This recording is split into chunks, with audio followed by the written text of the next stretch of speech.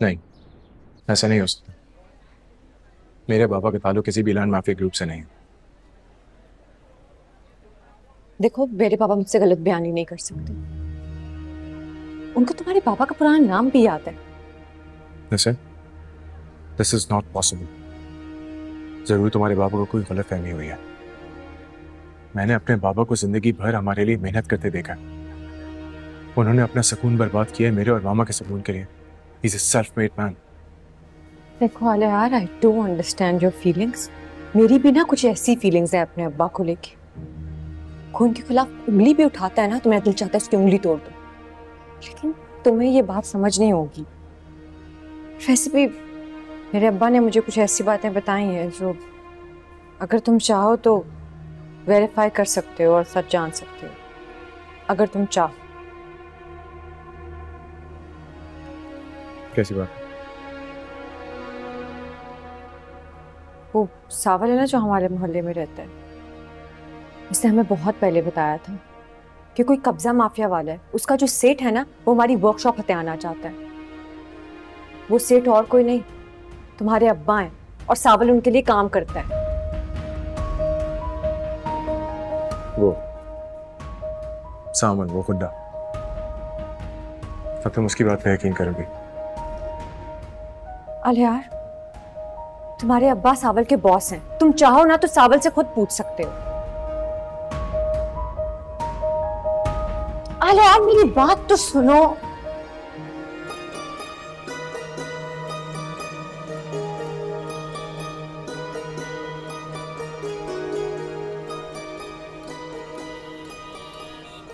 एक बात कान खोल के सुन लो हसन। दाऊद अपनी चीज वापस लेना कभी नहीं भूलता, चाहे उसे किसी भी हद तक जाना पड़े।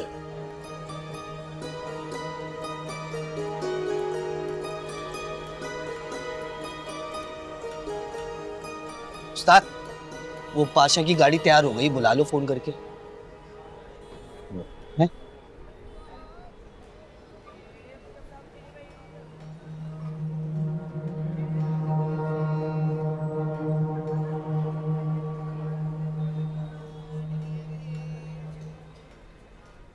क्या कहा सेठ?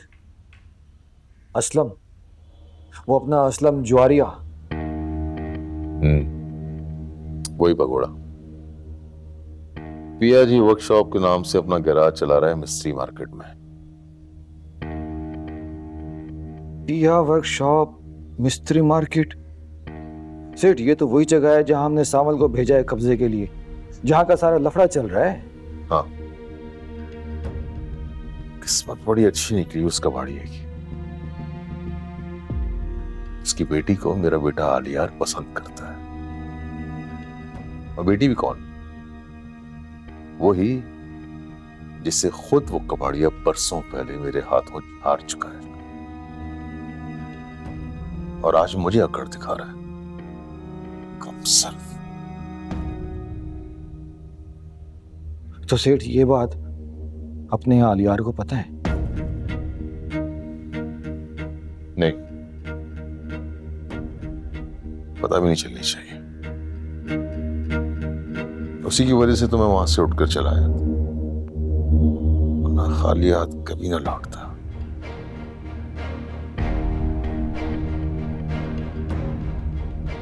मैं नहीं चाहता कि आलियार को मेरे माजी के बारे में पता चले। बहुत एहतियात से काम ले रहा है।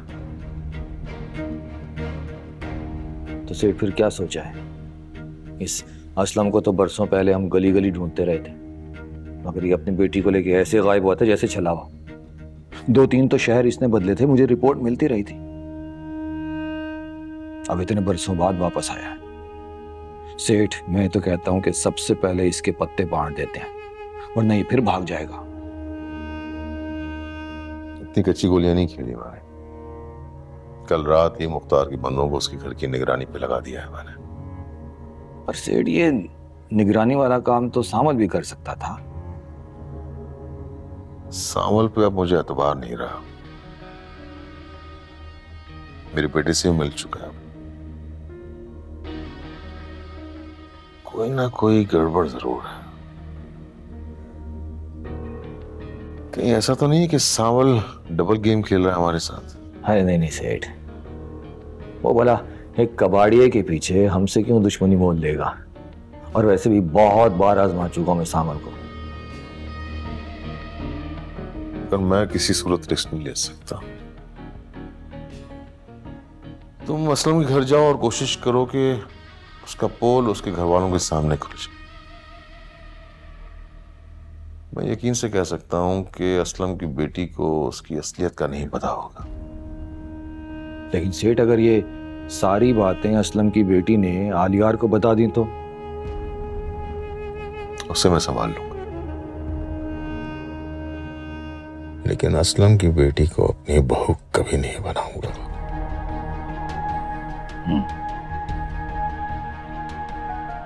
ध्यान रखना, अब हर चाल ऐसे चलनी है कि सांप भी मर जाए और लाठी भी ना टूटे।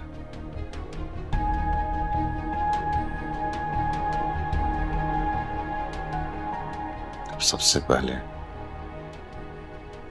मुझे उस लड़की के इश्क का भूत उतारना आलियार के सर से।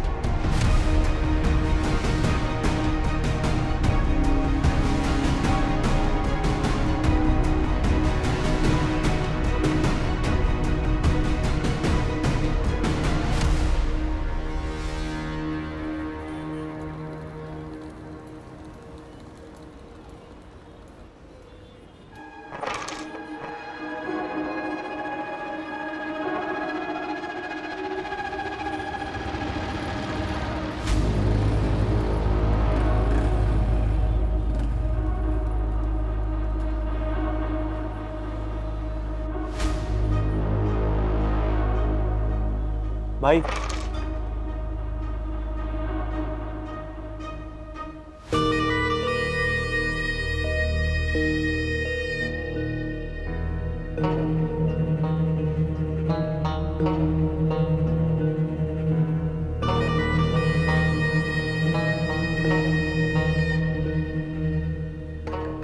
मुझे उनसे बात करनी है।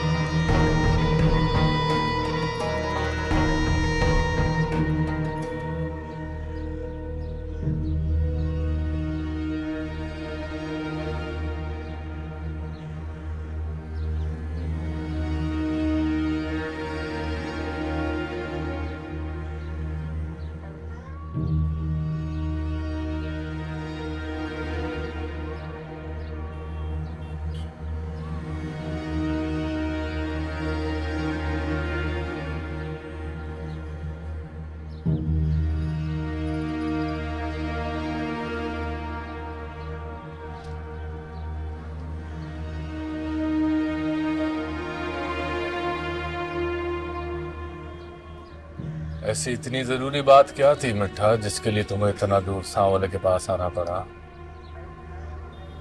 मेरे कुछ सवालात हैं जिनके जवाब मुझे सिर्फ तुम ही दे सकते हो।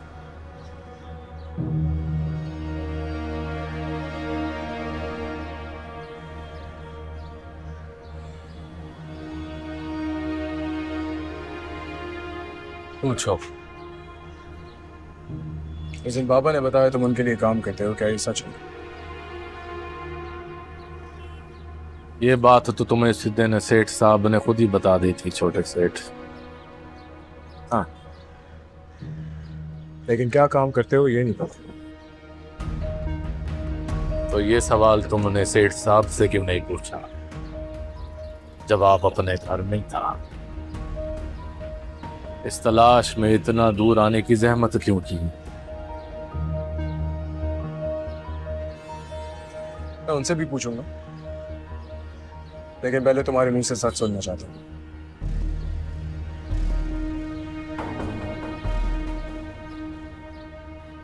मैं सेठ दाऊद के लिए सारे वो काम करता हूं जिसका वो मुझे हुक्म देते हैं। गुलाम का काम अपने आका का हुक्म पूरा करना है, सवाल करने के।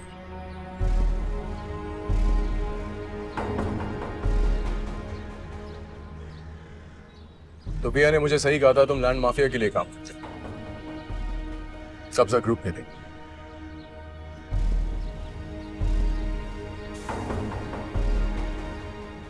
इन बातों में ना पड़ो आले यार साईं। अपनी मंजिल के करीब पहुंचकर उसे पाने की कोशिश करनी चाहिए। रास्ते में खड़े होकर खामखा और जगह का पता पूछकर वक्त जाया करना हमाकत होती है साईं।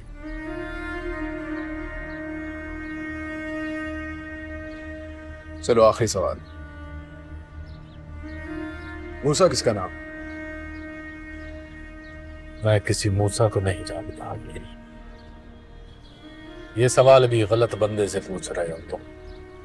मैं समझ सकता हूँ शायद तुम्हारी वफादारी तुम्हें जबान खोलने की इजाजत ना दे, लेकिन मेरे बगैर चाहे तुमने मेरे बहुत सारे सवालात के जवाब दे दिए।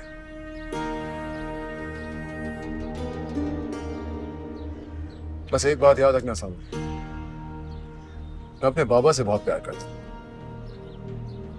और अगर तुमने उनका इस्तेमाल किसी भी ऐसी जगह किया जहां पे उनका कोई ताल्लुक नहीं है तो मैं तुम्हें नहीं छूऊंगा।